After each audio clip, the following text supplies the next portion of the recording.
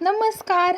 आज मी बनवलेले आहेत गरमागरम सँडविच. त्यासाठी मी इथे ब्रेड घेतलेले आहेत आणि काही भाज्या घेतलेल्या आहेत. तर त्याच्यामध्ये कांदा, काकडी, हिरवी मिरची, थोडासा कढीपत्ता, गाजर आणि बीट पण घेतलं आहे बरं का.